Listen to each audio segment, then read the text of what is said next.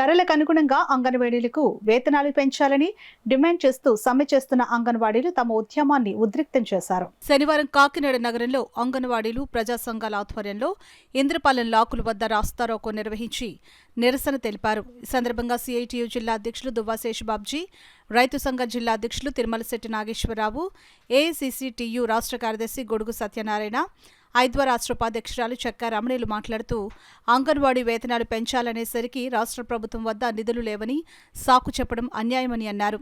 33 మంది సలహాదారులకు నెలకు 3.5 లక్షల చొప్పున వేతనాలు చెల్లించేందుకు నిధులు ఎక్కడి నుంచి వస్తున్నాయని వారు ప్రశ్నించారు.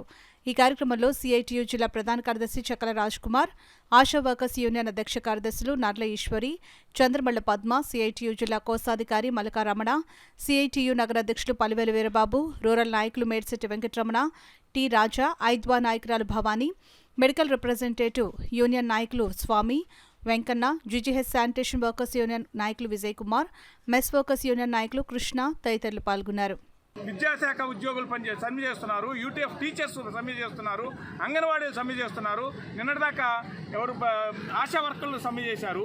ఇవాళ నీ ప్రభుత్వంలో, నీ పాలనలో సమ్మె చేయనటువంటి ఏ యొక్క వ్యవస్థ అయినా ఉందా? ఏ యొక్క వ్యవస్థ అయినా సంతోషంగా ఉందా? అటువంటి పరిపాలన ఇస్తున్న నువ్వు ఈరోజు ఈ యొక్క మహిళల యొక్క ఏదైతే సమ్మె చేస్తున్నారో అంగన్వాడీల కోరికలు న్యాయమైన డిమాండ్లను పరిష్కరించి నువ్వు వెంటనే సమ్మె విరమించేందుకు పూనుకోవాలని సజ్జల రామకృష్ణారెడ్డి ఎవరండి మాట్లాడటానికి సమ్మె గురించి? మంత్రిలో లేకపోతే ఎమ్మెల్యేనో ఒక ముఖ్యమంత్రిలో మాట్లాడాల్సిన సమస్యల్ని సజ్జల రామకృష్ణారెడ్డి మాట్లాడటం ఏంటండి? కాబట్టి ముఖ్యమంత్రిగా నువ్వు కనీస జ్ఞానంతో ఈ యొక్క మహిళల పట్ల మంచిగా ప్రవర్తించి వాళ్ళకి న్యాయం చేయమని చెప్పి రైతు సంఘంగా డిమాండ్ చేస్తున్నాం. మహిళల్ని అమ్మ, అవ్వ, అక్క, చెల్లి అని గౌరవంగా పిలుస్తున్నటువంటి ఈ మోహన్ రెడ్డి గారు మహిళల పట్ల ఇంత నిర్లక్ష్యం, అంగన్వాడీ హెల్పర్ల పట్ల ఇంత నిర్లక్ష్యం ఎందుకో ఇప్పుడు రాష్ట్ర ప్రజానీకానికి అర్థం కావట్లేదు. ముఖ్యంగా జగన్మోహన్ రెడ్డి చిత్తశుద్ధి ఉంటే, ఎందుకంటే 2-3 సమ్మెలు మన సంక్రాంతికి మొదలు విరమింపజేశాడు. కానీ కేవలం జీతాలు పెంచండి అన్న అందుకే 40 రోజులు సమ్మె చేసేలాగా మహిళల్ని వేధిస్తూ ఉన్నది వైఎస్ఆర్ ప్రభుత్వం.